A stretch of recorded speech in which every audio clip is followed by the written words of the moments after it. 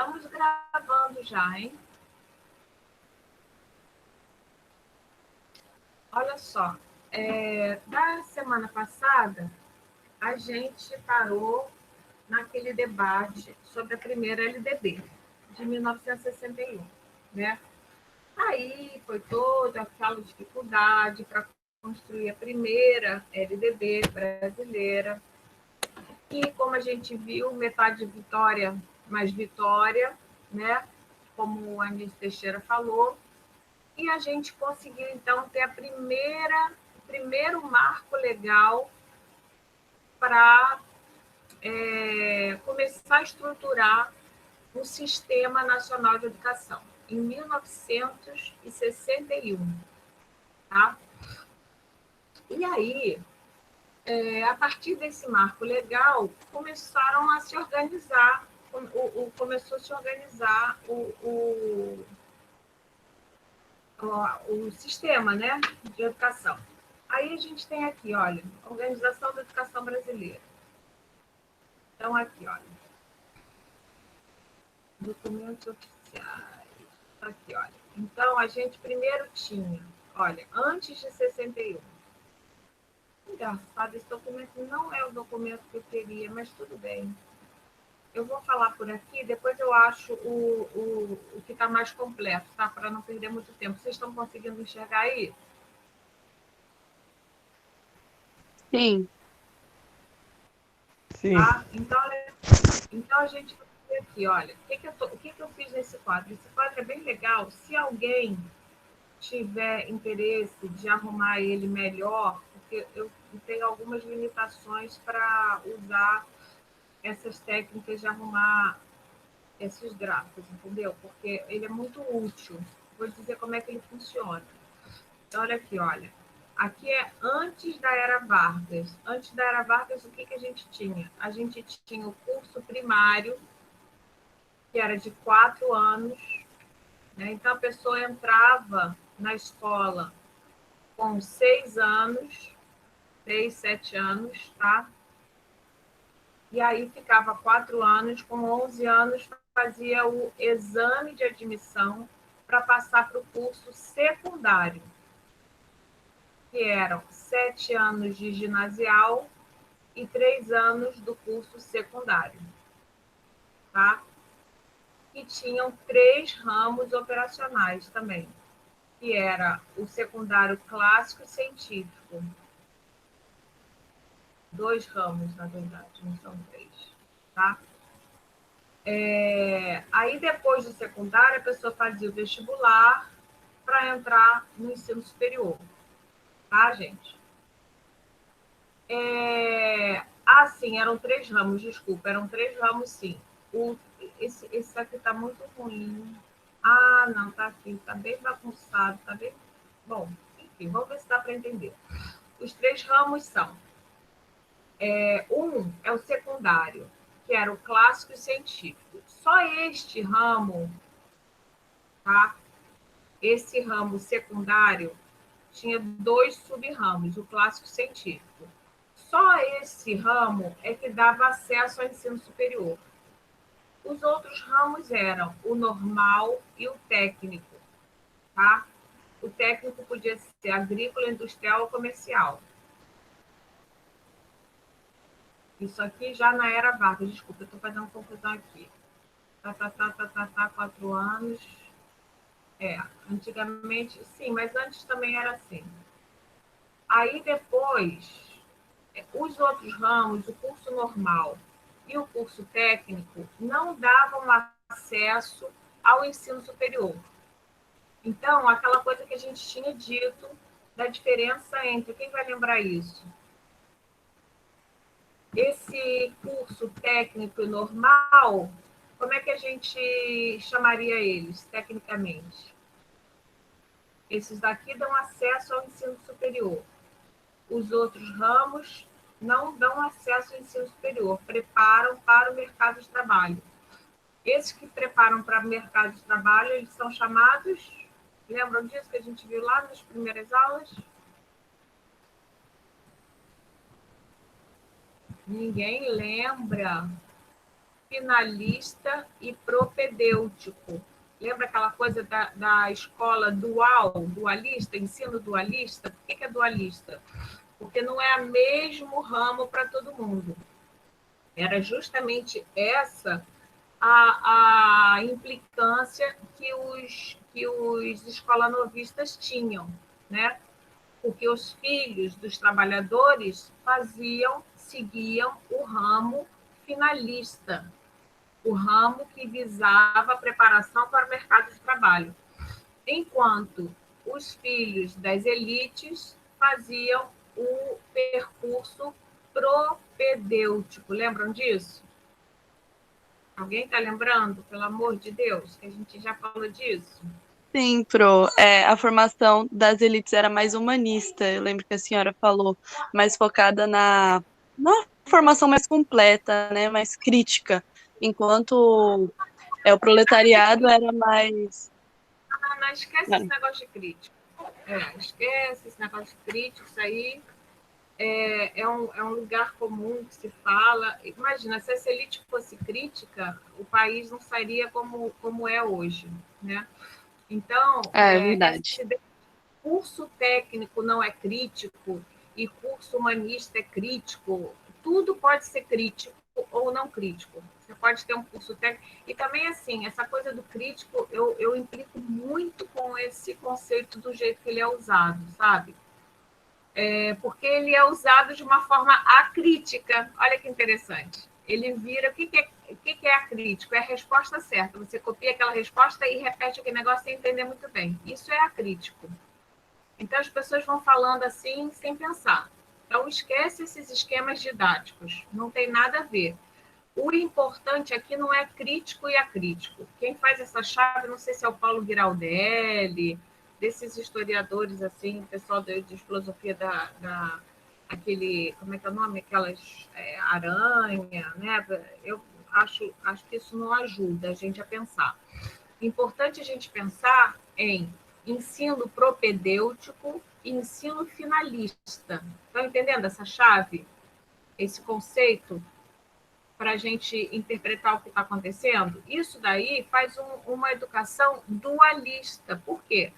Porque os estudantes que seguem o ramo finalista, eles simplesmente estão proibidos, tá, na era Vargas, estavam proibidos de fazer o vestibular se eles quisessem ir para o ensino superior.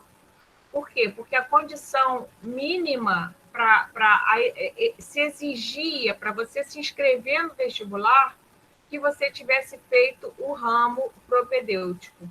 Então, aqueles que optavam pelo ramo finalista, por que eles optavam pelo ramo finalista? Porque eram burros? Por quê?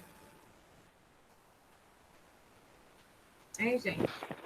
Porque precisavam trabalhar, precisavam de uma profissão, tipo, num tempo mais rápido, né? Assim, não tinham, tipo, como esse tanto de tempo para fazer um curso para daí ter uma profissão.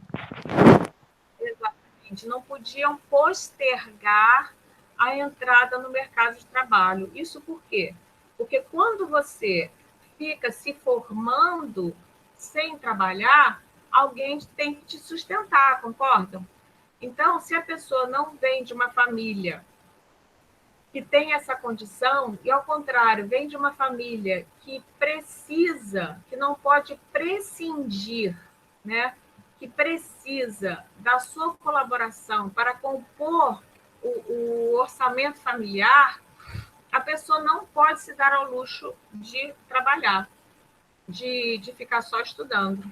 Então, para esse grupo, que são exatamente quem? Os filhos dos trabalhadores, né?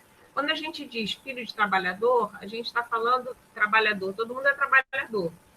Está falando de trabalhador braçal, está usando a categoria aí marxista, né? Classe operária e capitalista. Né? Os capitalistas são aqueles, vocês já sabem disso, a gente já falou aqui. Capitalistas são aqueles que detêm os meios de produção, né, os donos dos meios de produção. O dono da fazenda é um capitalista, o dono da indústria é um capitalista, o dono da empresa é um capitalista. o dono do aplicativo do YouTube, do Uber, é um capitalista, né? O trabalhador do Uber, o motorista, é um trabalhador, é classe operária, tá? Porque ele não detém os meios de produção. Agora, isso aí a gente já comentou que ficou um pouco mais complicado no capitalismo avançado, porque hoje em dia eles fizeram de tal forma, com esse processo de uberização, que o próprio se exige também do trabalhador que ele tenha os meios de produção. Então, ele se endivida para ter o meio de produção, para pagar, para poder trabalhar. Uma loucura total. Tá?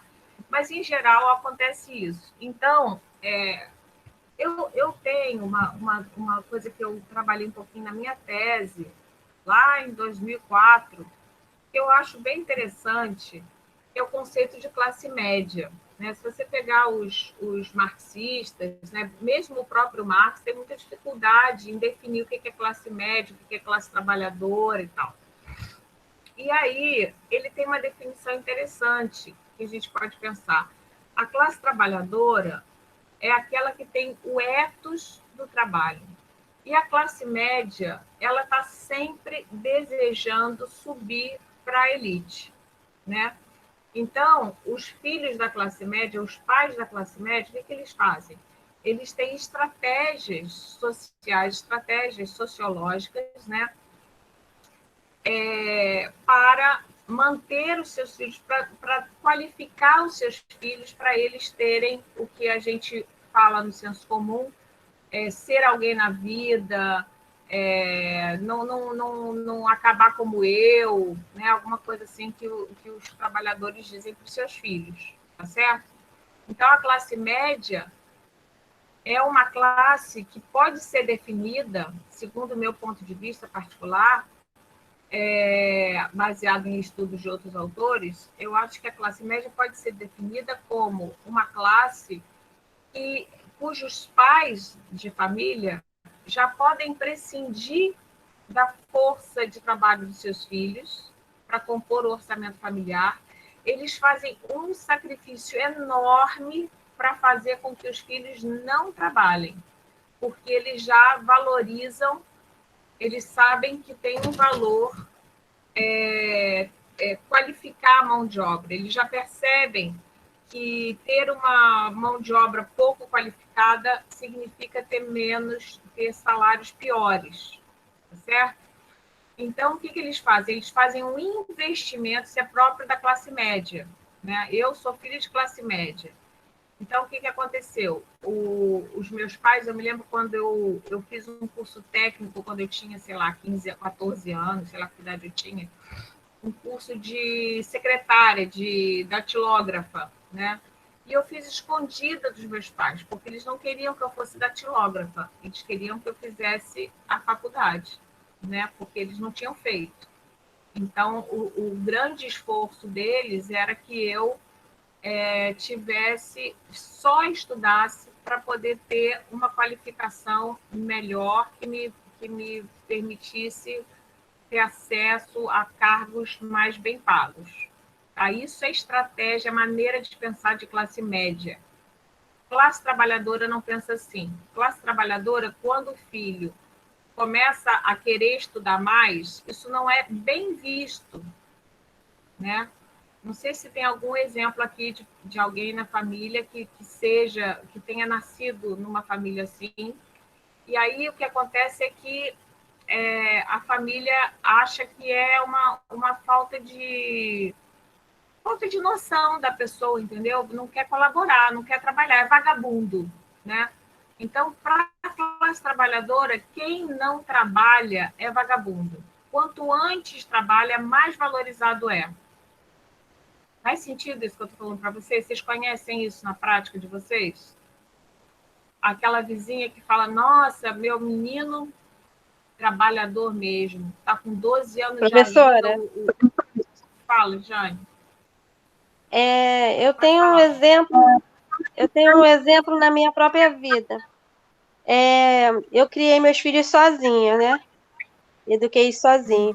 Então, quando chegou na fase de adolescência, o pessoal da minha família, tudo achou que eu tinha que botar meus filhos, quando eles chegaram na fase da adolescência, né? Eles acharam que eu tinha que botar meus filhos para trabalhar de qualquer maneira, fizesse pegasse qualquer coisa para trabalhar.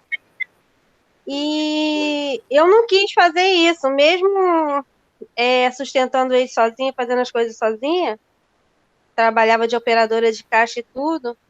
Eu não deixei meus filhos largarem os estudos, né? Elas fizeram o curso de normalista e o menino terminou o ensino médio, ele queria trabalhar no mercado para embalar a mercadoria dos outros, eu não deixei. Falei, nossa, você vai terminar o ensino médio, você vai tentar entrar na faculdade. Quando o meu filho saiu do ensino médio, ele já ingressou na faculdade, foi a primeira pessoa da minha família a entrar na faculdade. Entendeu? Aí agora com eles adultos é que eu voltei a estudar. Uhum. Ou seja, a sua trajetória, a maneira como você educou seus filhos, Ju também, a maneira como você educou seus filhos, Ju, foi segundo a ideologia de classe média, né? Segundo o pensamento de classe média. É assim que a classe média pensa. A classe média quer que os seus filhos progridam, né? Ocupem posições sociais de maior prestígio do que as que eles ocuparam. Né? Então, eles se sacrificam, querem ver os filhos na faculdade, mesmo não tendo tido a oportunidade de ter essa trajetória. Tá?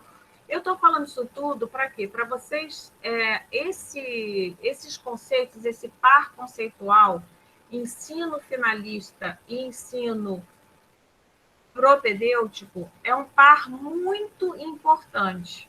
Tá? Esqueça o negócio de ser crítico. Isso aqui não tem nada a ver com o que a gente está falando. Tá? Isso aí já é outra coisa. O importante é que, para a gente, na estrutura e funcionamento, na organização da educação brasileira, são as condições materiais. Então, essas categorias elas não entram, não interessam a gente. Tá? E até porque você pode ter um ensino técnico também super crítico, não é isso. Né?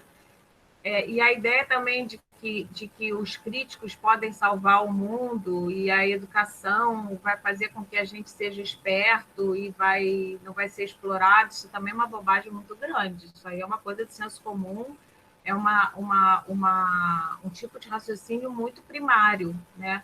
As coisas não funcionam assim. Se fosse assim, não haveria exploração em vários lugares do mundo. A exploração não é o que define a exploração, não é o pensamento, não é o ter pensamento crítico ou não ter pensamento crítico. O pensamento crítico não salva, entendeu? Ele, no máximo, traz um pouco de angústia para a gente, na verdade.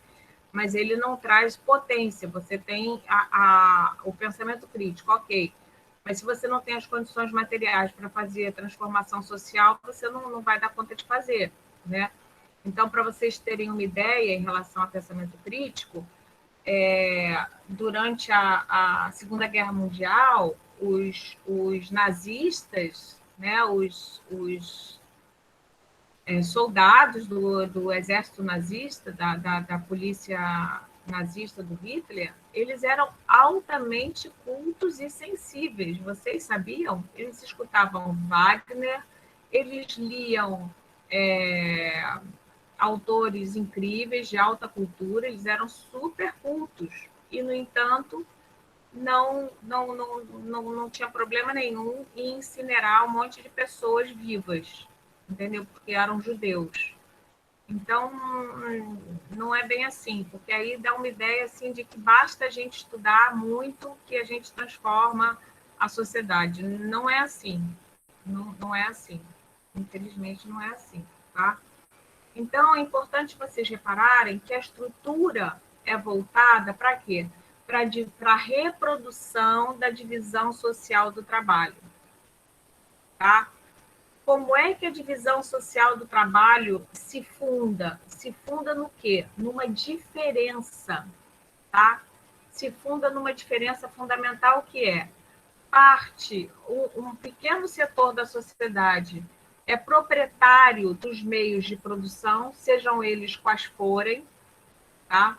por exemplo, na universidade, você ter verba para a sua pesquisa, faz de você um capitalista acadêmico, a rigor, de acordo com o pensamento marxista, né?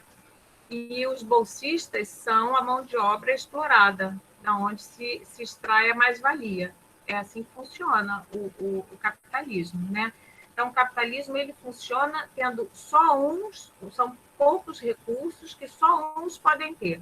Toda vez que tem exame seletivo, quem vai ganhar o edital para ter a bolsa de não sei o quê, você entrou na divisão social do trabalho, porque uns vão ter, na medida em que tem uma seleção, uns têm e os que não têm passam a não ter. Então, existe um poder dos que têm em relação aos que não têm, né? O poder ele se estabelece como? Como é que o poder se funda? O poder se funda pela diferença. Vocês já pensaram nisso? Né? A gente deu o exemplo do casal, da divisão sexual do trabalho. Então, o homem que trabalha e a mulher que não trabalha, esse homem tem poder sobre essa mulher, poder real, né? Por quê? Porque ele é o dono dos meios de produção, né? Porque a mulher não pode, não tem o poder de se separar, por exemplo, não tem o poder de ter um amante, é muito mais complicado tudo para ela, né? Então, já que ela não tem condição de se separar, ela não tem como viver sem ser sustentada por esse marido, ela acaba se sujeitando a condições de casamento horríveis e perversas. É assim que se estabelece o poder, tá? Por que a pessoa aceita trabalhar ganhando pouco? Por exemplo, na rede de Angra tem o trabalho dos, como é que chama? São mediadores, né? Os ajudantes que trabalham na... Ai, meu Deus, como é que chama? Alguém me ajuda aí. Com as crianças que têm necessidades especiais. Eles fazem concurso de tempos em tempos para ter esses trabalhadores que só exigem ensino médio, parece. Mediadores, são os mediadores mesmo. Então, os mediadores são super explorados, né? Mas as pessoas se submetem a isso, porque ela não tem qualificação, e aí é um trabalho qualquer, ela se submete. Quanto mais qualificação você tem... Professora, eu lembrei o Fala. nome, é monitor. Ah, é monitor? Tá, monitor. Então, por aí vai, tá? Então, você ter um ensino dualista, né, que significa um caminho para uma classe e outro caminho para outra, esquece negócio de crítico, tá? Uma coisa é que uma se prepara para o mercado de trabalho imediatamente e a outra vai preparar para uma qualificação maior. A que prepara para o trabalho, como é que a gente chama? Educação o quê? Finalista. Finalista. E a que finalista. E a que prepara para a continuidade dos estudos, para maior qualificação dessa força de trabalho, como é que chama? Propedêutica. Propedêutica, muito bem, tá? É essa divisão, justamente, é que caracteriza uma educação dualista, que faz reproduzir, através do sistema escolar, né, do sistema educacional de um país, a divisão social do trabalho e as diferenças de classe e a possibilidade de eu extrair minha mais-valia se eu for dono de qualquer negócio. Entendeu? Se eu for dono de uma lanchonete, se eu for dono de uma escola, se eu for dono de um negócio, tá? Eu vou poder contratar barato aqueles que não estudaram tanto quanto eu, tá? Então, vamos voltar aqui. Então, na era Vargas, tá? Houve umas reformas, né? Houve umas reformas e ele passou a chamar esse curso primário continuou sendo chamado de curso primário. Aqui antigamente era só o secundário, era uma coisa junta, e na era Vargas, o ministro Capanema, são chamadas as leis orgânicas Capanema, que não eram leis como a LDB, né? Então, como é que ficou a estrutura do ensino? 4 anos de primário, aí a pessoa fazia a admissão, aí fazia o ginásio, 4 anos de ginásio, e depois mais 3 anos desse curso secundário, que podia ser clássico científico, que era o ramo propedêutico, e 2 ramos finalistas. Tá? Esses ramos propedêuticos tinham o clássico e o científico. O clássico preparava... tá escrito aqui, olha, mais ou menos está aqui arrumadinho, ó. O clássico preparava as pessoas para seguir os cursos das ciências humanas. Está bem bagunçado isso aqui, tá? O clássico para as ciências humanas. Alguém tentou arrumar e ficou pior do que era antes. E o científico eram 3 anos preparatórios para aqueles que queriam cursar as ciências exatas. Tá? Aqui a gente já tem uma divisão social do trabalho também, entre as ciências humanas e as ciências exatas. Quem é o patrão de quem aqui? Hein, gente? Os da exata são patrões das humanas. Exatamente. Os das exatas é que contratam os das humanas, né? O cara vai ter uma empresa de engenharia, aí vai contratar o psicólogo, o pedagogo para trabalhar no RI dele, entendeu? Então, aqui você já tem diferença salarial, diferença de posição, porque o poder se instaura pela diferença de posição. Tá? Lembra aquela brincadeira da gangorra que a gente brincava no parquinho? Sabe aquela coisa assim? O que acontecia no parquinho? Se você era muito levinho, você ficava de castigo, não era isso? Ou seja, a criança mais pesada, mais forte, maior, grande, ela tinha o poder de colocar você de castigo. Não é isso? Por quê? Porque a posição relacional dela permitia isso. Mas se ela for brincar com uma criança maior, mais forte ainda do que ela, essa posição muda. Estão entendendo? Então, o poder, ele se estabelece nas relações. É melhor a gente falar, depois de Foucault, é melhor a gente falar em relações de poder do que poder como uma entidade, assim, uma coisa intrínseca, entendeu? Por exemplo, no momento que eu estou dando aula para vocês, eu tenho alguns poderes sobre vocês. Né? Sou eu que defino quando vai ter a aula, o programa, enfim, várias coisas, né? Em tese, o professor pode reprovar o aluno, pode ajudar, pode algumas coisas. Mas se a gente encontra numa outra situação, pode ser que vocês tenham poder sobre mim. Né? As coisas podem se inverter. Né? Então, o poder é uma coisa assim, relacional. Tá? Muito bem. Então, aqui você tem o sistema educacional dualista, separado em ramos propedêuticos e ramos finalistas. Educação para os nossos filhos, educação para os filhos dos outros. Não devia ter escrito aqui, mas tudo bem. Aí o normal era aquele que preparava para o mercado de trabalho. Está escrito aqui, né? Tem que arrumar um jeito de fazer esse gráfico melhor, para ficar mais fácil de ver. Essas pessoas não podiam fazer o vestibular, não era permitido prestar o vestibular.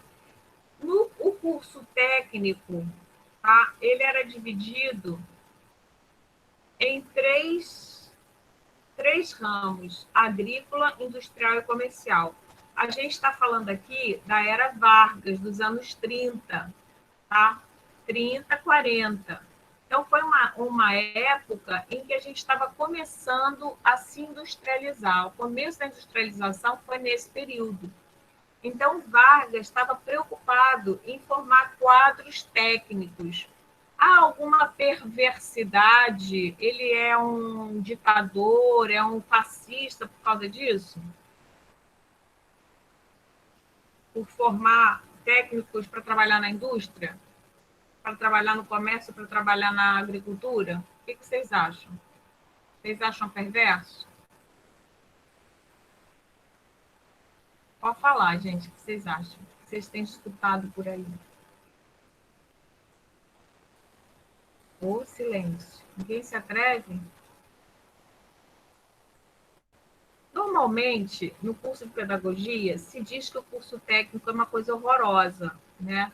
Que é uma espécie de castigo fazer curso técnico. Isso é uma bobagem muito grande, porque o mundo precisa de técnicos também, né? O problema é se pagar mal, é remunerar mal os técnicos. Isso é outra coisa, né? Mas se eu vou ter uma indústria, se todo mundo faz faculdade de geografia, de políticas públicas, de pedagogia, de engenharia, de medicina, quem é que vai operar as máquinas? Já pensaram nisso? Alguém tem que operar as máquinas, né? Esse trabalho existe, né? Ele precisava era ser mais bem remunerado, né? Isso é outra questão, tá? Então, nessa fase aqui, ele precisava formar esses quadros, porque a gente ainda tem muita deficiência em mão de obra técnica qualificada no Brasil. Isso é um problema muito grande no Brasil. Por quê? Por duas razões, né? Eu acho que tanto a esquerda quanto a direita tem responsabilidade nisso, né? Porque a esquerda costuma olhar o curso técnico como um castigo, uma coisa assim pior, né? E a direita também costuma pensar o curso técnico como uma formação também de mão de obra muito pouco qualificada. O resultado disso é que a gente tem técnicos fracos, né? Não é que eles sejam críticos ou não críticos, porque o cara, para apertar um parafuso, ele realmente não precisa ser crítico, entendeu? Não interessa muito em quem que ele vai votar. Agora, é importante que ele saiba apertar o parafuso direito, né? Por exemplo, agora a gente está vivendo um momento em que daqui a pouco a gente vai ter que fazer uma produção de vacinas em larga escala, não é isso? Esperamos que a vacina saia, né? Quem vai fazer essa vacina, quem vai fabricar essa vacina, que vai salvar um monte de vidas, são profissionais técnicos, né? E o que a gente espera deles? Que eles sejam politizados, que eles não sejam machistas, que eles não sejam racistas. Bom, se eles não forem essas coisas, maravilha, seria lindo, o mundo seria realmente melhor, né? Eu também gostaria que eles fizessem sexo gostoso, enfim, pode ser uma opção de coisas. Mas o que a gente espera deles? Que eles façam uma vacina de qualidade.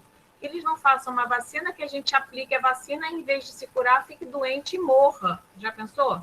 Né? Então, o cara vai ter que saber manusear os líquidos, a pipeta, vai ter que fazer aquilo com muita precisão. Hoje em dia deve ser tudo mecanizado, mas operar essas máquinas, isso é fundamental de ter. Tá? Então, nesse período aqui, dessa década de 30, por exemplo, o Getúlio Vargas cria a primeira indústria de base no Brasil. Vocês estudaram isso? Lembram o que é uma indústria de base? É aquela indústria que cria as condições para fazer novas indústrias. Que indústria foi essa de base que Getúlio Vargas criou? Quem lembra? Vocês estudaram isso no ensino médio. No ensino médio não, na educação fundamental 2. Ninguém lembra, gente. Em Volta Redonda.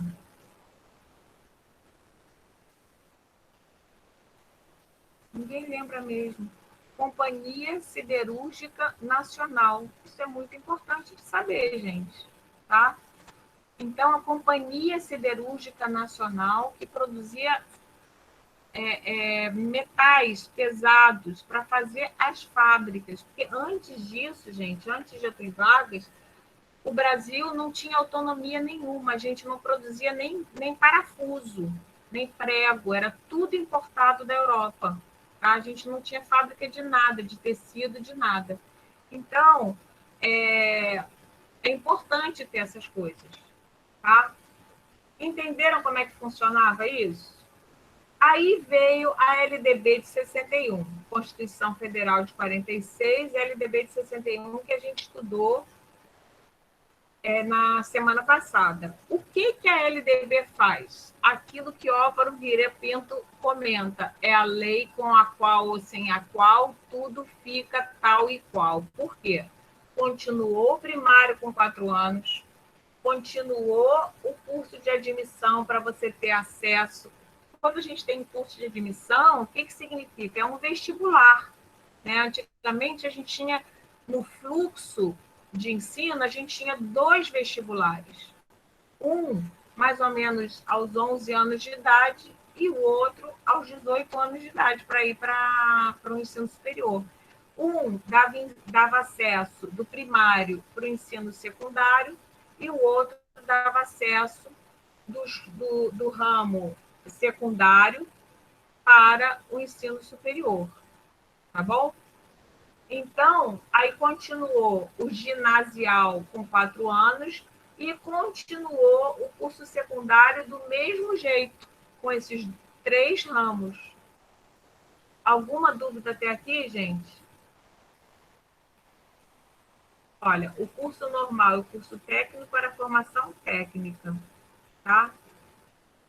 A única diferença que a LDB de 61 faz em termos de estrutura do ensino, a gente já viu outras mudanças que ela fez em relação aos recursos que vão para o ensino público, que vão para o privado, lembram da aula passada?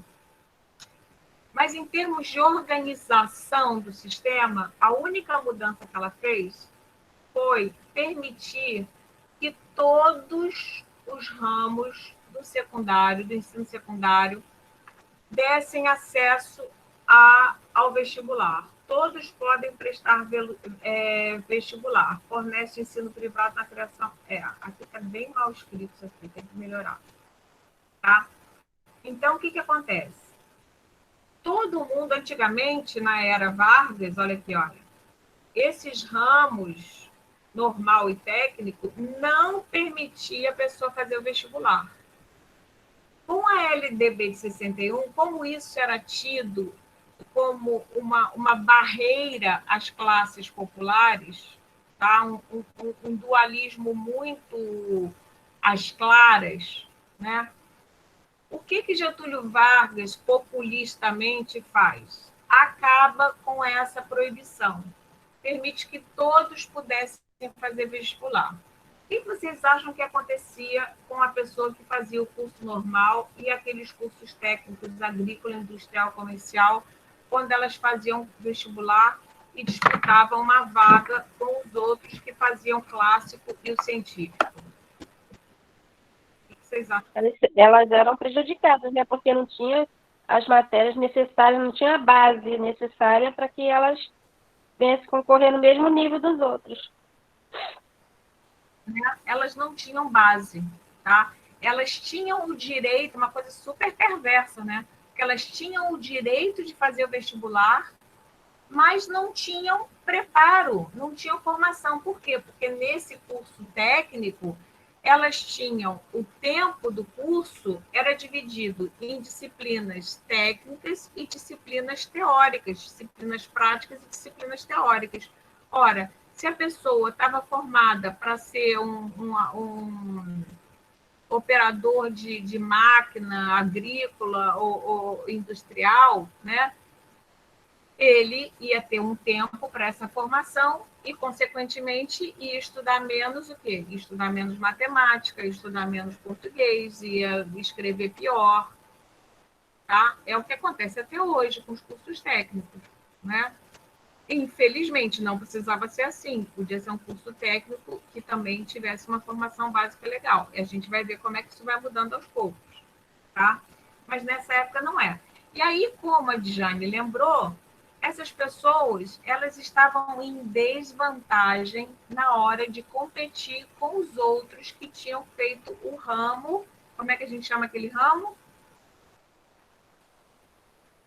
Tenta aí, gente. Propedêutico. Propedêutico, muito bem. Então, aqueles que faziam o ramo finalista estavam em desvantagem para concorrer no vestibular. E ainda mais que as vagas eram pouquíssimas. Só existia escola, só existia universidade pública e eram muito poucas, porque pouquíssimos, né? Olha, você tinha o primeiro funil, que era a admissão para o ginasial, era o primeiro funil. Então, nessa época, nos anos 60, a gente tinha quase a metade da população brasileira era analfabeta, tá? Então, a maioria das pessoas nem sequer terminava o primário, né? Dos que terminavam o primário, poucos passavam para o ginasial, porque eram poucas vagas para o ginasial. Então, a pessoa até podia ter terminado o primário, mas como eram poucas vagas, era um vestibular bastante disputado, ela não passava para o ginasial, para o curso ginasial, tá? E os que conseguiam passar para o ginasial e ainda terminar o curso propedêutico, né, tinham que enfrentar um vestibular feroz, muito difícil, porque eram pouquíssimas vagas. Então, era uma coisa muito funil, muito funil, muito funil. Tá certo? Isso daqui era o que os escolanovistas reclamavam, né? Quando eles falam que defendiam uma escola única, né? É isso, o fim do dualismo. Como é que na LDB de 61 o fim do dualismo é tratado? Ah, vocês não querem dualismo? Ah, tudo bem, bando de socialista maluco. Ah, legal. Então a gente vai fazer o seguinte: todo mundo tem direitos iguais de concorrer ao vestibular. Sacanagem, né? Porque direitos iguais de concorrer. Quando uns têm uma formação ótima e os outros uma formação ruim, é complicado. Então, nesse contexto, começaram a surgir os cursinhos de pré-vestibular privados. Então, o que a pessoa fazia? A pessoa fazia o curso técnico, que era mais fácil de fazer, e depois pagava um ano de cursinho de vestibular. Na época era o sistema baiense, né? O Miguel Couto, eram os cursinhos que tinham para preparar esses estudantes, porque aqueles que faziam o ramo, que optavam para o ramo propedêutico, eles não precisavam fazer cursinho nenhum, porque eles já estavam bem preparados para entrar na universidade. Tá? Então, nesse sentido, o Álvaro Vieira Pinto está certíssimo em relação ao comentário que ele faz, né? Que, em termos de estrutura, o que mudou? Nada. A única coisa que mudou foi aqui. O vestibular pode ser acessível a todos os ramos. Tudo bem até aqui, gente? Olha que até aqui já tem coisa para dedéu. Vocês entenderam? Podem perguntar à vontade. Ninguém tem nenhuma duvidazinha? Só confirmando, a única coisa que mudou da Era Vargas para a LDB de 61 foi a possibilidade de prestar o vestibular, todos prestarem o vestibular. É isso? Exatamente. Em termos de organização do sistema, né? De estrutura do sistema, né? De fluxograma do sistema. Porque a gente já viu na aula passada que outras coisas importantes mudaram, né? Destinação de recursos, como é que estava pensada a educação, o que era obrigatório, né? Tornava obrigatório o primário, obrigatório e gratuito, isso tudo mudou, né? Então a gente avançou, né? Meia vitória, mas vitória. Mas, sob o ponto de vista da estrutura, né, como é que se estrutura, como é que é o fluxo do ensino, não mudou absolutamente nada. A única coisa foi o acesso ao vestibular. Tá? E só fez favorecer o mercado dos cursinhos de pré-vestibular privados. Tá? Tudo bem por aqui, gente? Aí, isso foi em 61. Em 64, temos o golpe militar. Aí, eu não sei se vocês sabem direitinho essa história do golpe militar, mas em 1957, eu acho, ou 13, eu sempre esqueço essa data, mas por aí, 50 e tantos, tá? Houve a Revolução Cubana. E a gente, depois da Segunda Guerra Mundial, se instaurou um período que a gente conhece como Guerra Fria. Tá? O que é a Guerra Fria? Os Estados Unidos venceram a guerra, a Segunda Guerra Mundial, né? E se esforçaram para fazer alianças, criaram a ONU, a Organização Nacional, a Organização das Nações Unidas, né?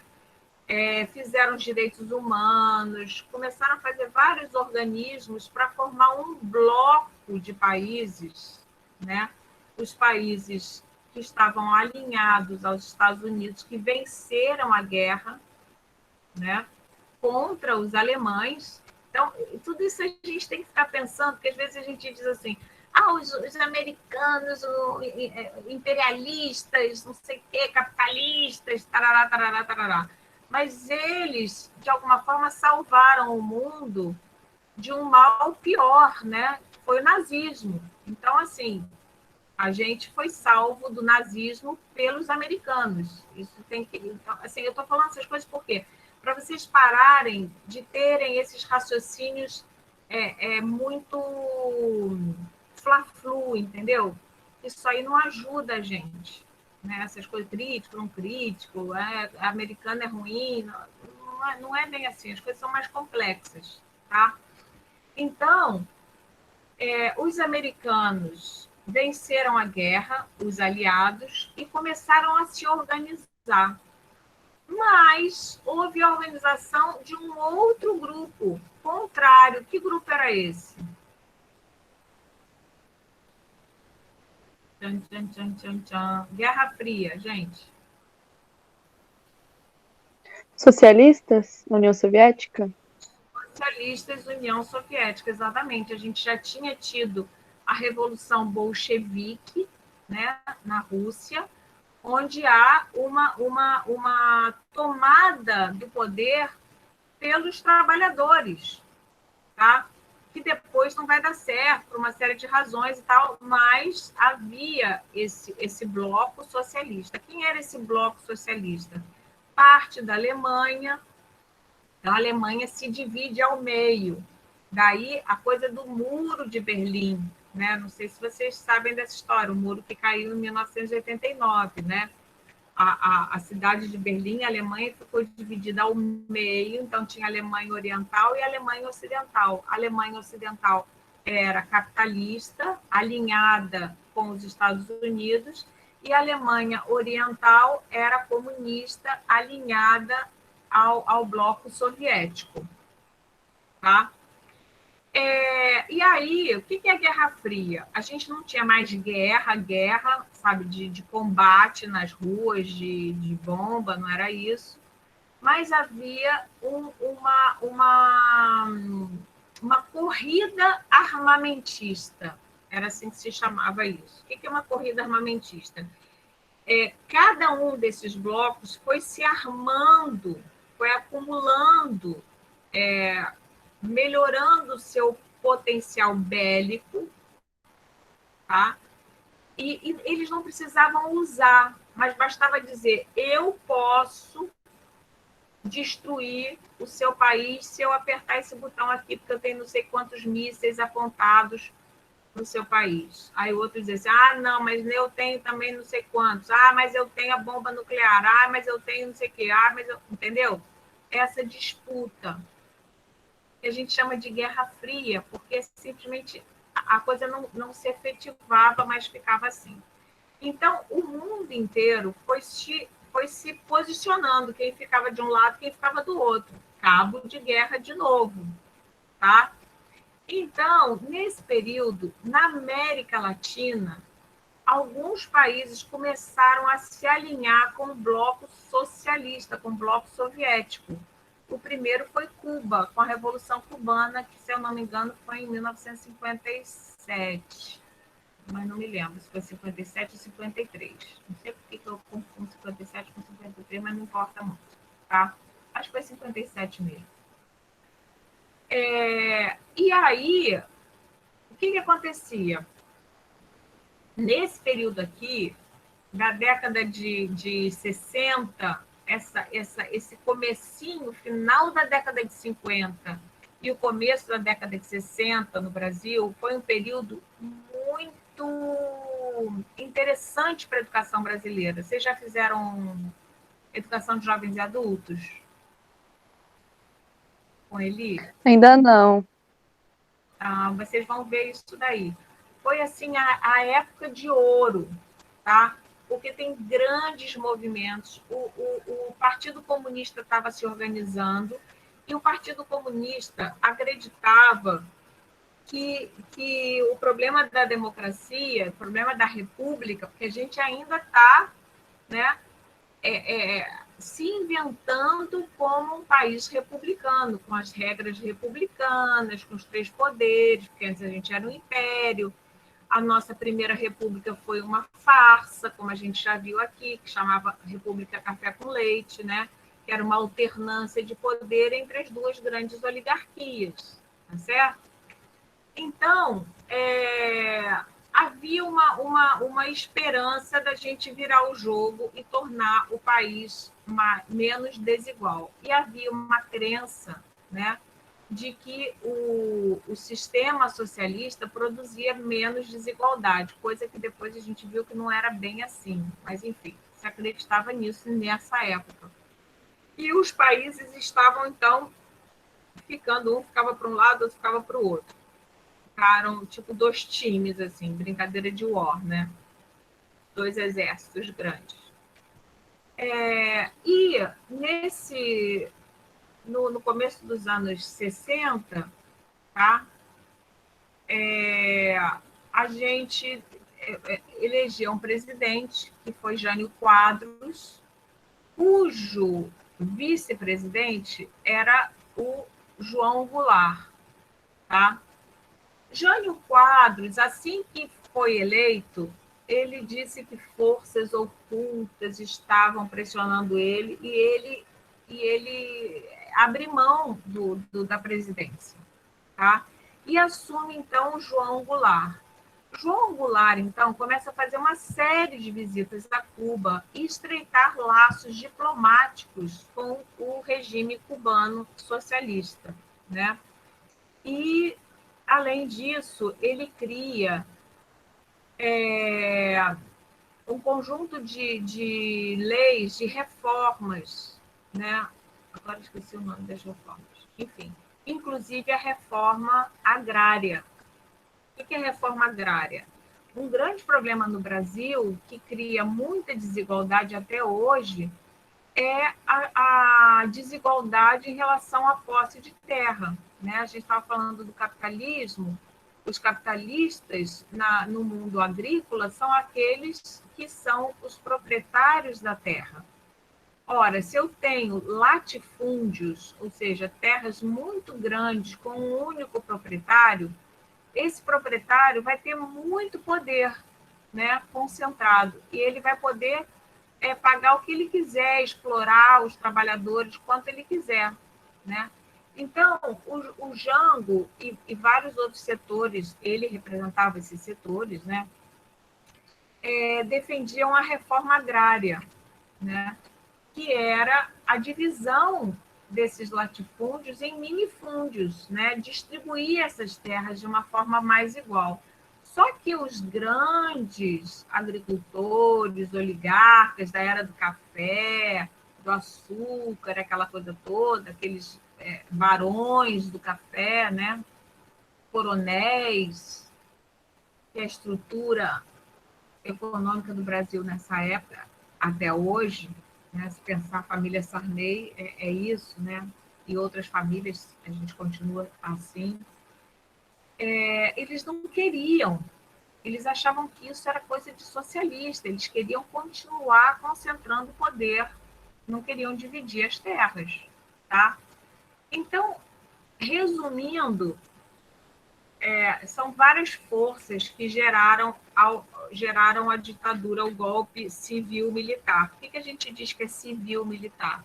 Porque os militares, eles tomam o poder, destituem o Jango, João Goulart, né, de uma forma arbitrária e violenta, sem passar pelos processos democráticos,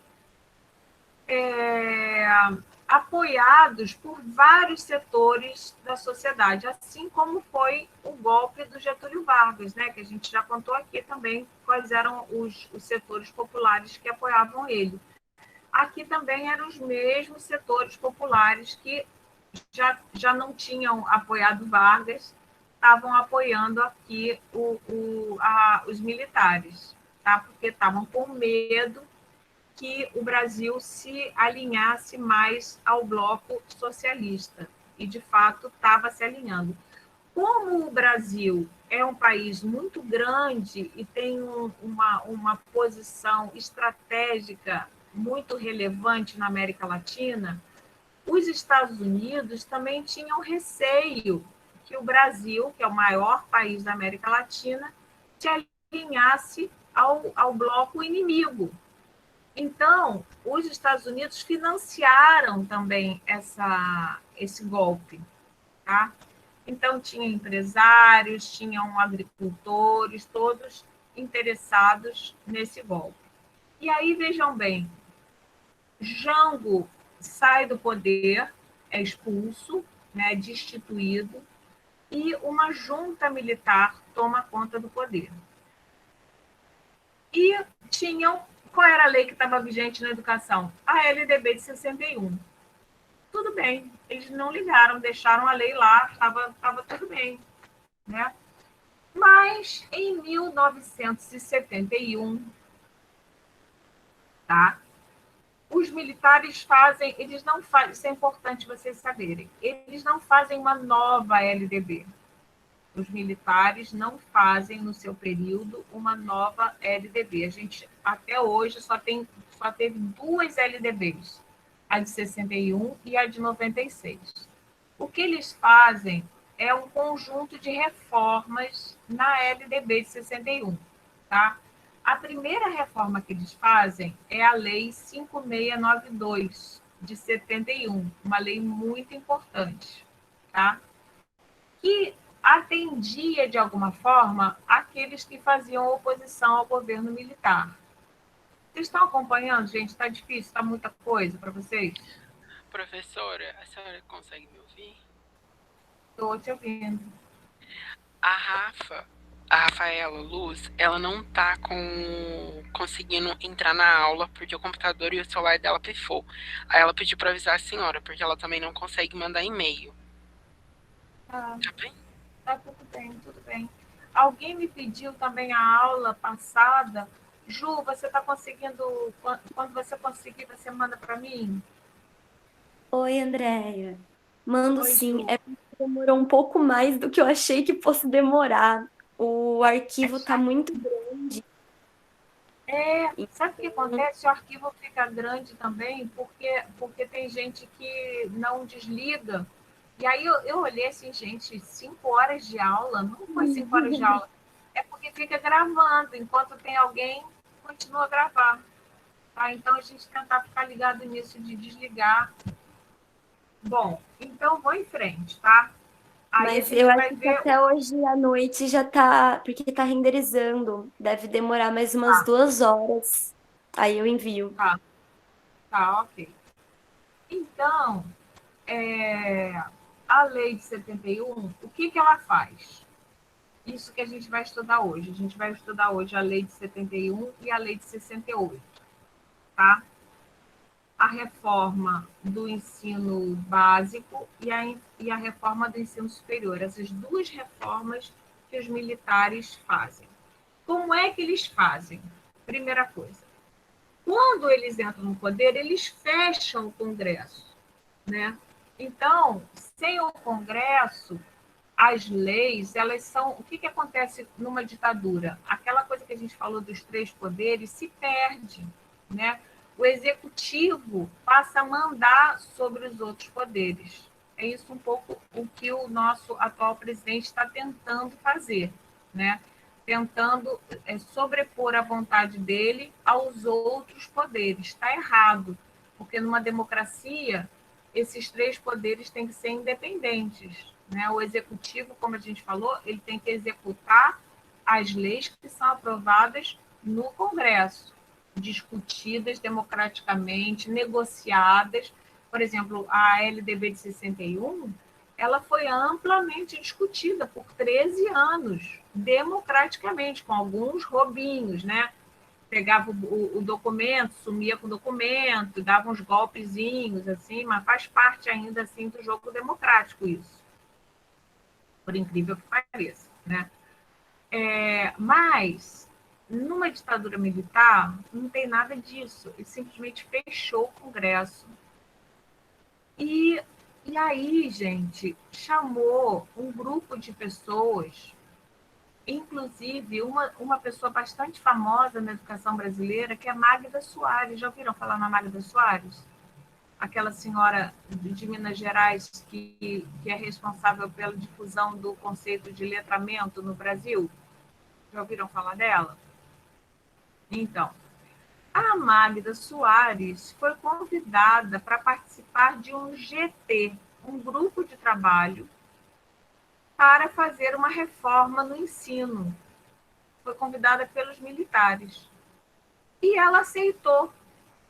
A maioria das pessoas de esquerda e tal, não aceitou o convite. Por quê? Porque sabia que não era legal fazer uma reforma sem que ela passasse pelo processo democrático, né? Passasse por todas as fases que as leis passam, vai, volta, né? Elas falam, não vou participar disso, fazer uma lei assim a portas fechadas, tá? Ela aceitou. E essa lei a portas fechadas, os militares ainda por cima deram um prazo de 30 dias para esse grupo de trabalho escrever essa lei, redigir essa lei. Olha que loucura. Vocês acham que em 30 dias você pode organizar toda a mudança do sistema? Uma loucura total, né? Então, na verdade, o que eles tinham? Eles já tinham a carta na manga, é isso que os processos autoritários fazem, tem a carta na manga, depois passa para uma reunião fictícia, as pessoas assinam e dá a sensação de que foi discutido por todo mundo, mas não foi discutido por todo mundo, já estava tudo arranjado antes, tá? E essa foi a maneira que a LDB, a Lei 5692, que é a reforma da LDB de 61, foi criada. Como é que ela cria, então? O que ela cria? Ela junta, ela acaba com o exame de admissão. Ora, desde os anos 30, e a gente já está em 64, ou seja, já tinham passado 32 anos, né, que o Manifesto é de 1932, não, mais do que isso, o Manifesto é de 32, 71 menos 32, quanto dá, gente? 11 menos... Ai, muita preguiça. Um montão de tempo, tá? Tinha passado um montão de tempo e ainda havia essa pressão da oposição para tornar o ensino mais próximo daquilo que os pioneiros defendiam, né? Que era mais justo realmente. Então, eles atendem essa demanda dos juntando o que era considerado primário, que eram os 4 anos, e o que era, quem lembra o que era isso aqui? Era o primário e o Secundário? Não, era o ginasial, tá? O primário e o ginasial. Ele junta o curso primário e o curso ginasial e chama esse período de 8 anos sem um vestibular no meio de ensino de primeiro grau, que hoje em dia é o nosso ensino fundamental. Tá certo? O jardim de infância não era gratuito nem obrigatório. Chamava Jardim de Infância Educação Infantil. Tá? E o ensino médio, que era dualista, né, que tinha um ramo propedêutico e um ramo finalista, ele fala: vamos acabar com isso, vamos fazer uma coisa super socialista, uma coisa única, como vocês comunistas estavam querendo, vamos atender essa demanda de vocês. E criaram o ensino de segundo grau. Esse ensino de segundo grau tinha umas características muito bizarras. Ele pretendia ser um curso que oferecesse tanto a formação geral obrigatória quanto o ensino técnico, que deveria ser concomitante. Isso aqui está muito errado. Ou subsequente, não. Concomitante. Não era subsequente. Subsequente é para a LDB. Está tudo errado aqui. Tá? Então, o que significa isso? Eu, por exemplo, que entrei na escola em 1975, eu entrei aqui, olha, no que seria o ginasial. Eu cheguei a fazer o curso de vestibular, já não havia mais curso de admissão, desculpa, tá? Mas por que eu fiz o curso de admissão? Por que o curso de admissão continuou existindo? Por uma questão muito simples, uma questão da relação entre oferta e demanda, não é? Se eu tenho poucas vagas no curso ginasial, tá? Porque assim, eles unificaram, beleza, tá unificado. Mas tem vaga para todas essas pessoas fazerem o primeiro grau inteiro? O governo está oferecendo aquela coisa de tornar obrigatório e oferecer gratuitamente. Eles não ofereciam, tá? Ofereciam poucas vagas. O ginasial, as escolas ginasiais eram poucas as públicas, né? E essas que eram poucas continuaram fazendo os seus exames de admissão, porque tinha muita gente que queria entrar para o colégio de aplicação, para o colégio Pedro II, para o colégio militar, né? Eu fui para o colégio de aplicação. Então, a gente tinha que fazer um verdadeiro vestibular para conseguir uma vaga naquela escola, que era pública e boa, tá? Então, eles fazem isso. É uma coisa legal? Essa lei de 71 faz essa unificada aqui, tá? Então, ela cria tira aquela barreira da admissão, né? Outra coisa que a lei 5692 faz de interessante é que na LDB de 61 tinha, isso a gente chegou a ver na aula passada, somente foi uma luta, né, uma conquista dos defensores. Peraí, só um instantinho, gente, abrir aqui para a gata. Tem uma gatinha querendo entrar. As gatas têm ciúmes das aulas. Outro dia eu estava dando aula e elas ficaram pulando em cima de mim. Então, pode entrar, gatinha. Sim. Quer ficar aqui? Então, uma conquista, a gente esqueceu de falar isso, de coisa boa, então, da LDB de 61, tem duas coisas novas interessantes. Acabar com o vestibular, acabar com o acesso privilegiado para o ensino superior só para o ramo propedêutico, E outra coisa é que ela tornou o ensino primário obrigatório e gratuito. Isso é uma coisa também importante da LDB de 61, tá? E a Lei 5692 de 71 faz uma coisa ainda mais ousada e muito interessante, ponto para os militares. Ai, a professora, então, gosta dos militares, apoia os militares? Não, mas alguma coisa eles fizeram aí, tá? Eles tornaram obrigatório os 8 anos. Estão vendo aqui? Eles tornaram obrigatório e gratuito, entre aspas, porque estava na lei, mas na real não tinha tanta escola assim, por isso que continuava a existir os exames de admissão, né? Mas eles tornaram 8 anos obrigatório e gratuito.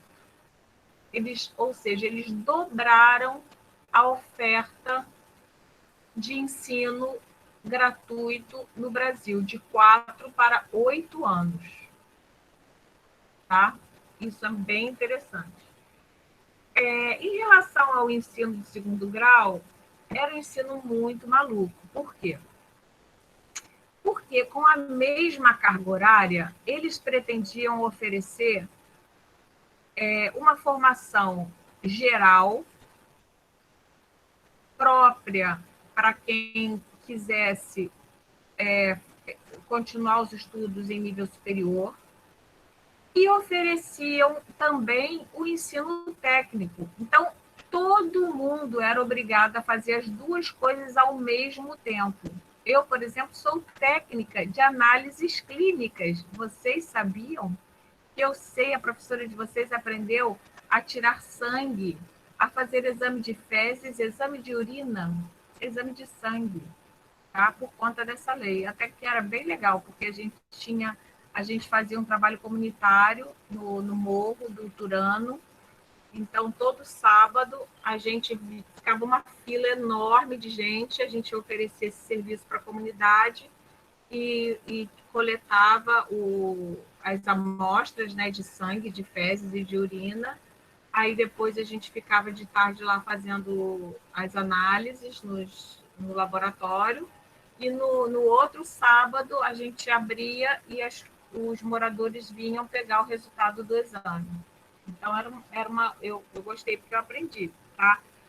Mas o meu colégio era um colégio que não era a média geral, era o colégio de aplicação, tá? E era um horário integral. Então, essa formação técnica não comprometia a minha formação geral. Eu não fiz cursinho de vestibular e passei da aplicação para a UERJ para fazer biologia, que era bastante disputada na época, sem precisar fazer cursinho de vestibular. Isso por quê? Porque a formação que a gente recebia básica era de qualidade, a formação técnica não prejudicava a formação básica, tá?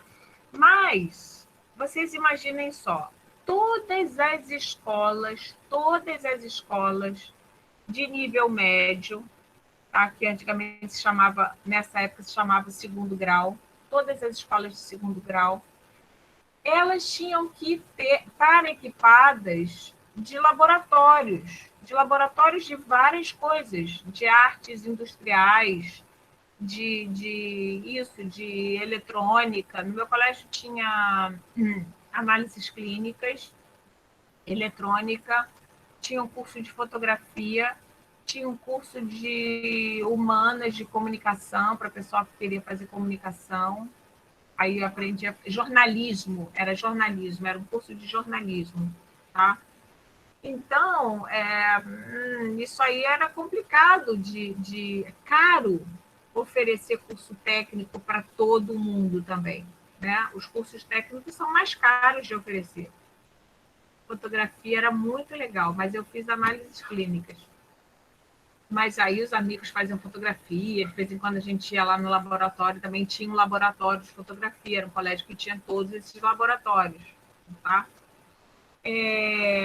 Mas, o que acontecia?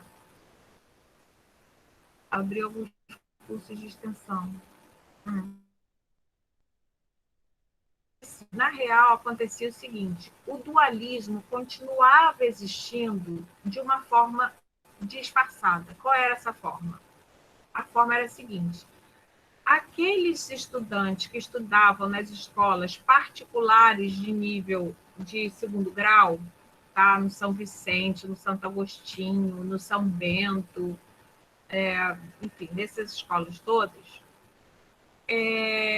eles eram obrigados a oferecer o ensino técnico, mas eles não ofereciam o ensino técnico, porque os pais desses estudantes ocupavam uma classe social que não interessava para eles que seus filhos fossem técnicos. Eles não queriam que os filhos trabalhassem no laboratório de análises clínicas de sangue, de fezes, de cocô, não queriam nada disso, entendeu? Queriam que eles fossem engenheiros, médicos, tá. Então, o que acontecia? Eles faziam um curso técnico de mentirinha, sabe? E sabe o que eles ofereciam nas escolas particulares de gente rica para burlar essa lei de ter que ter as duas coisas ao mesmo tempo, a formação geral e a formação técnica? Tá? Outro para aí para vocês saberem. Formação geral é essa que é português, matemática, ciência, geografia e tal, e a formação técnica voltada para o trabalho. Tá? Eles burlavam da seguinte forma: eles diziam assim, se o fiscal do MEC aparecesse lá, vocês estão dando aula de ensino técnico aí? Estamos, profissionalizante, que chamava na época. Curso profissional. Então sim. E de que eles davam? Para as meninas, eles davam coisas de economia doméstica, de coisas do lar, costura, corte e costura, coisinhas assim, porque as mulheres dessas classes, né, elas iam ser donas de casa, iam ser esposas de empresários e tal. E para os meninos, eles davam aulas de mecânica, para eles saberem fazer alguma coisa com o carro que eles iam ganhar da família quando eles passassem para o vestibular, entendeu? Mas isso era uma coisa só para inglês ver, ocupava pouquíssima carga horária. E o reforço, a ênfase, realmente era na formação geral, tá? A ênfase toda era na formação geral. Enquanto que, na maior parte das escolas públicas, com exceção dessas escolas públicas especiais, que era para segundo, aplicação em colégio militar, tá? No Rio de Janeiro, né? Nos outros estados eu não conheço, eles só ofereciam a formação técnica. Na verdade, eles nem ofereciam formação técnica. Por quê? Porque eles não tinham as condições materiais para fornecer os cursos técnicos. Não tinham dinheiro para montar a escola para ter esses laboratórios. Então, os estudantes das classes populares, no período da ditadura, tiveram ensino de segundo grau péssimo. Tá? Por quê? Porque ele nem bem oferecia a formação geral que garantisse aquela pessoa a ser competitiva para conseguir uma vaga, uma das poucas vagas no ensino superior, tá? Nem bem garantia uma formação técnica que garantisse a inserção daquela pessoa, daquele jovem no mercado de trabalho. Então, era um ensino que não servia para nada. E o dualismo continuou, quase que era melhor na era Vargas, está entendendo? E nos anos 60 era melhor, porque pelo menos a formação técnica era boa, né? O curso normal era bom, você tinha já o Sistema S, o SESC, o Senai, aquela coisa toda, que era de qualidade, tá? Então, aí ficou uma coisa tão ruim, que os próprios militares, em 1983, se eu não me engano, acabaram com essa obrigatoriedade do ensino técnico da formação profissional no segundo grau. Mas isso, como vocês veem, sempre foi um problema, tá?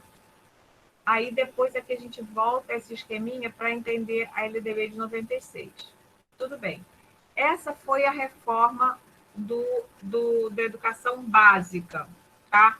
Se a gente fosse fazer uma recapitulação, quais foram as grandes mudanças que a Lei 5692 promoveu na educação básica brasileira? Quem é capaz de lembrar?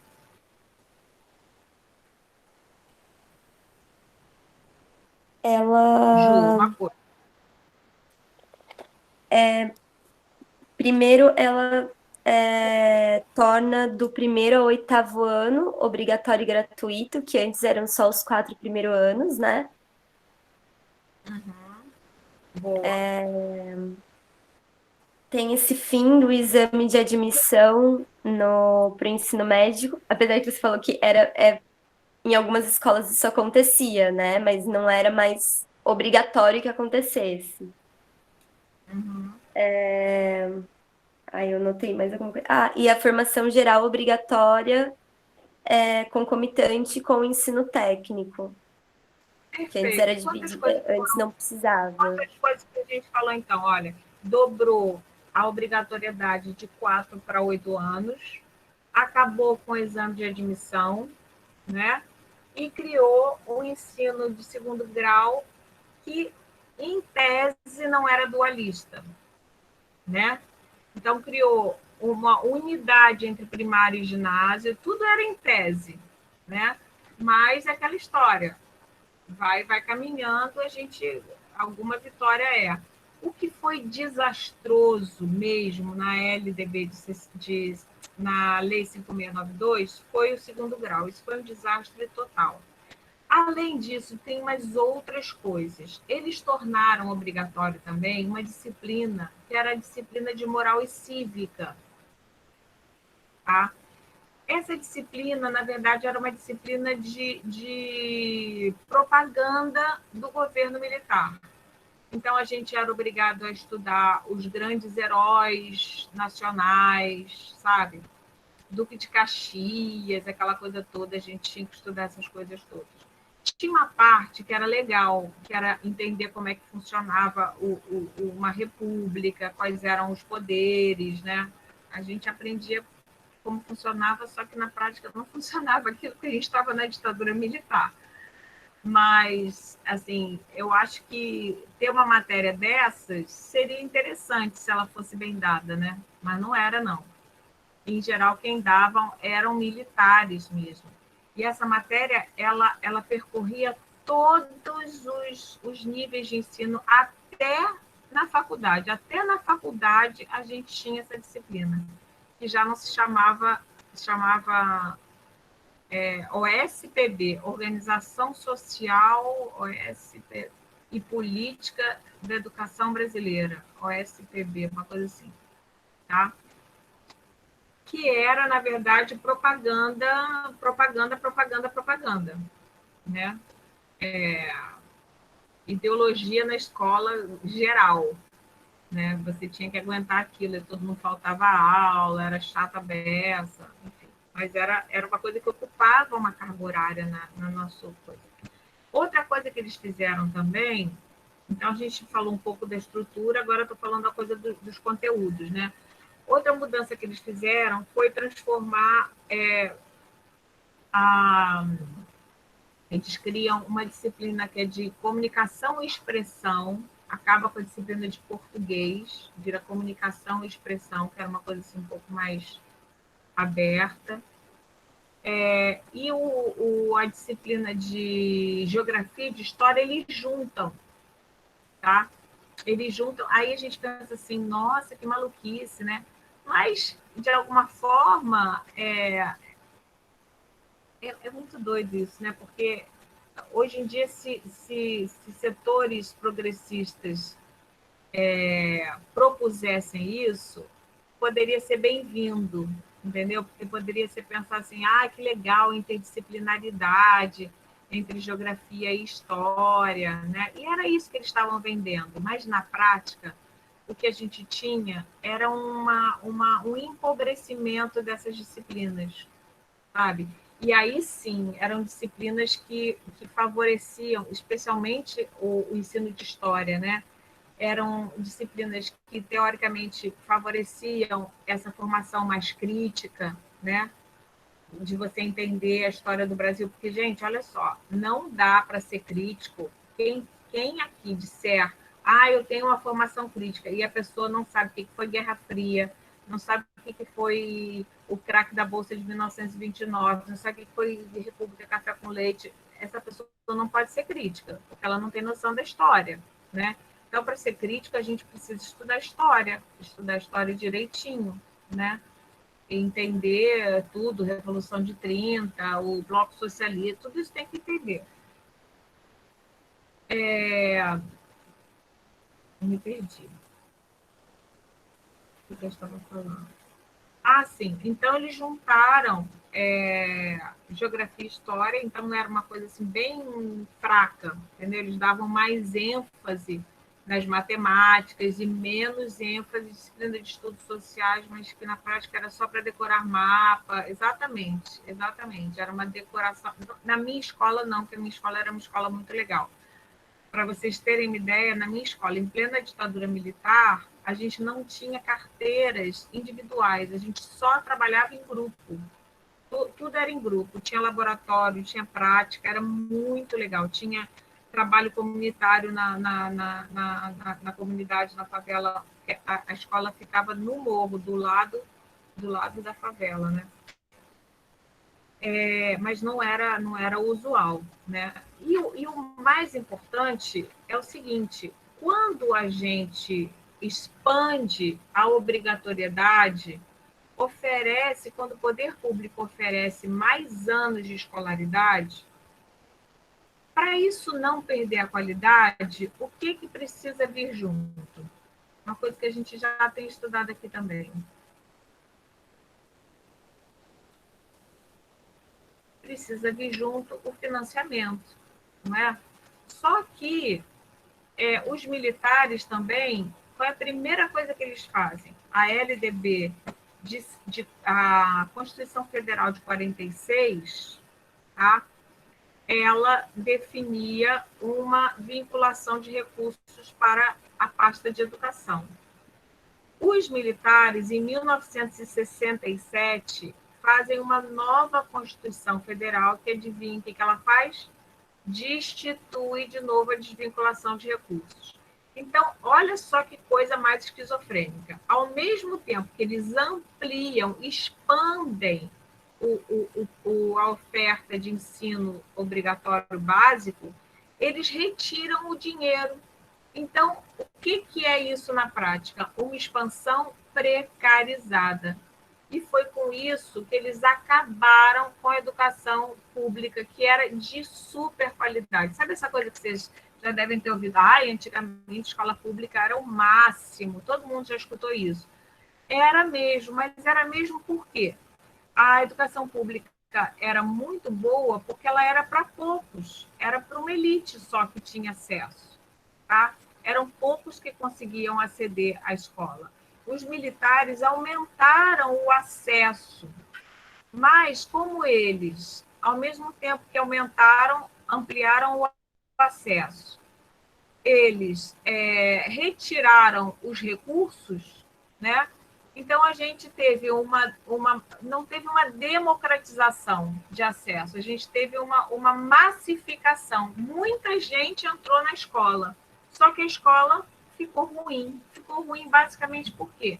Porque sem dinheiro, o salário dos professores ficou muito ruim. Foi um período em que os professores ganharam menos, tá? A educação, ser professor, nas décadas anteriores, era uma profissão de classe média, tá? Era uma profissão de classe média e classe média alta, quem era professor, né? Porque eram mulheres que tinham maridos e que faziam essa profissão como uma coisa de extensão da coisa maternal, entendeu? Então, elas era uma coisa um pouco dadivosa, né? uma dádiva, né, de oferecer a sua ajuda e tal, mas eram moças muito bem preparadas e tal.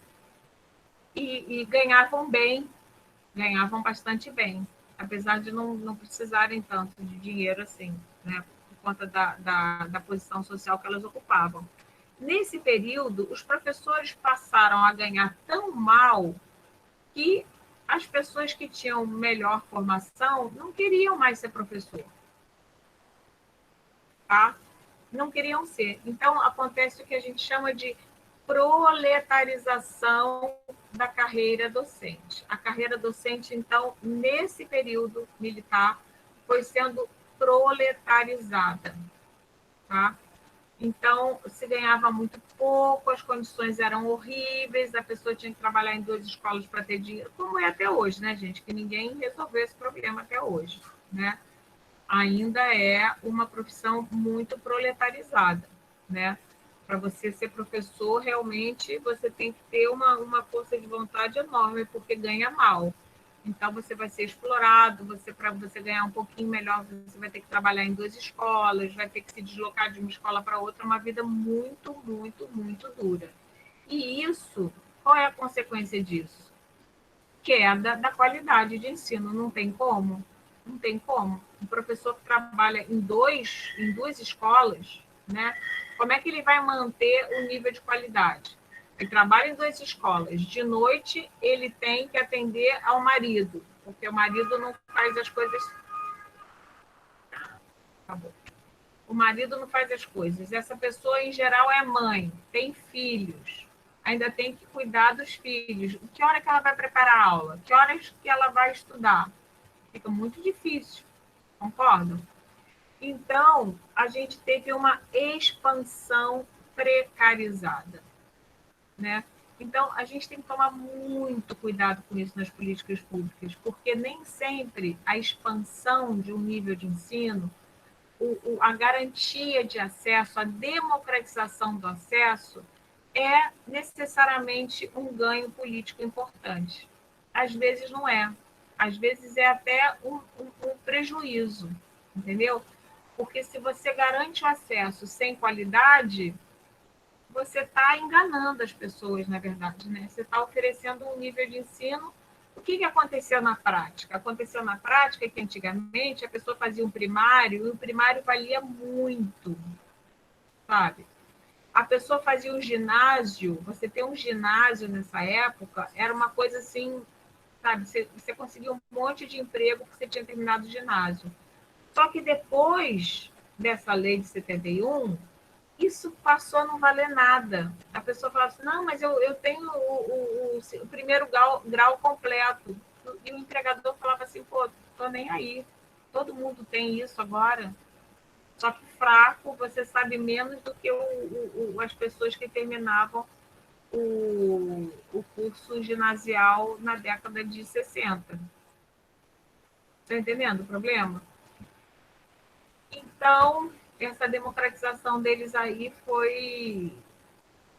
porque a combinação horrível é expansão com retirada de recurso. Porque se você expande sem retirar recurso, sem colocar recurso, já é ruim.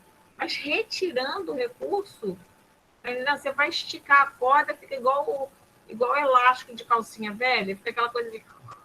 Não dá. É o mesmo recurso que vai ter que ser distribuído entre muito mais pessoas, né? Então, fica pior. Ficou bem pior.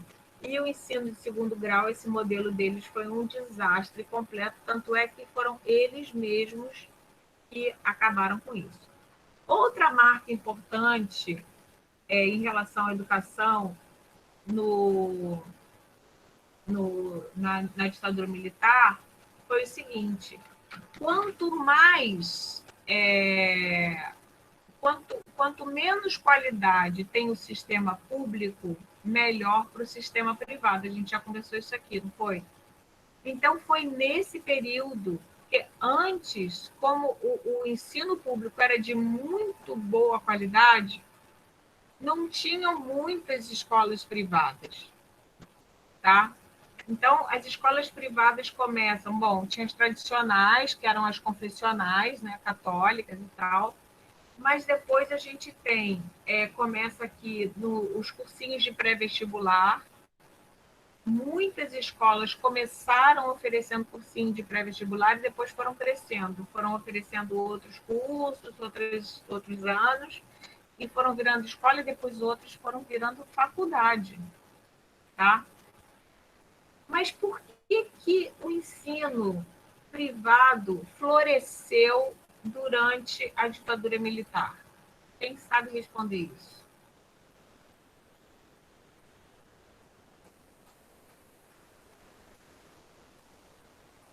O silêncio. Arrisca aí alguém, gente. Alô? Repete a pergunta. Por que a educação privada, o sistema privado floresceu, cresceu, se desenvolveu, progrediu, lucrou, teve o maior sucesso durante a ditadura militar? Porque caiu a qualidade do ensino público. Exatamente, simples assim. Então, toda vez. Aí você fala assim, poxa, mas não foi legal que os militares fizeram de duplicar a obrigação da oferta de ensino obrigatório? Nossa, muito legal, muito legal. Mas por que deu errado? Porque, ao mesmo tempo que eles fizeram isso, na Constituição de 1967, eles desvincularam recursos para a União. Então, uma coisa junto com a outra deu ruim, tá entendendo? Deu péssimo. E aí, eles fizeram uma reforma para inglês ver de novo também. Olha, duplicamos. Aí todo mundo, ai, que lindo, acabaram com o exame de admissão. Então, agora é tudo escola unitária, né? Não faz diferença. Não, ficou horrível, tá? Então, as escolas públicas, as escolas particulares começaram a se desenvolver, porque aquelas famílias de classe média que costumavam colocar seus filhos na escola pública começaram a querer colocar os seus filhos numa escola privada com uma qualidade melhor. Para quê? Para garantir a reprodução social. O que é isso? Garantir a permanência deles na mesma posição social que os pais. Eles não queriam perder posição. Queriam, no máximo, no mínimo, manter a posição social, né? E até proporcionar que os filhos galgassem posições melhores, tá? E para a classe média também, que queria fazer um esforço, né? Se a Jane tivesse os filhos nessa época, provavelmente ela faria um esforço, uma economia e tal, para pagar a escola privada para os filhos dela, porque a escola pública foi ficando cada vez pior. Tá? Muito bem. A outra lei que não está aqui é a Lei 4.560, eu acho, que é a lei da reforma universitária de 68. Tá? Eu só vou contar mais essa história e aí a gente fecha por hoje. Foi muita informação já. O que acontecia? Havia, essa história é bem legal também de contar. Em 68, o que acontecia? O que estava acontecendo no mundo? A gente já falou que tinha Guerra Fria, aquela coisa toda, né? E os Estados Unidos capitaneavam, né, o bloco capitalista. E do outro lado, a gente tinha os comunistas e tinha a China comunista, que tinha acabado de fazer sua revolução cultural, tá? Que é interessante de estudar isso daí, tá, gente? Bem interessante também. Então, veio Mao Tse-tung com seu livro Vermelho, e os europeus começaram a fazer os jovens de classe média, né, europeus, começaram a fazer movimentos contra os Estados Unidos e contra principalmente porque nessa época os Estados Unidos estavam numa guerra contra o Vietnã, uma guerra terrível, injusta, que matou um monte de gente, né? E eles eram contra e eles se diziam socialistas. E eles, na França, né, houve o famoso Maio de 68, que foi um movimento grevista contra uma porção de coisas, com várias bandeiras, é uma história compridíssima para a gente falar. E o fato é que os estudantes, então, assim como teve essa Primavera Árabe em 2013, lembram que depois teve vários movimentos de estudantes no mundo inteiro?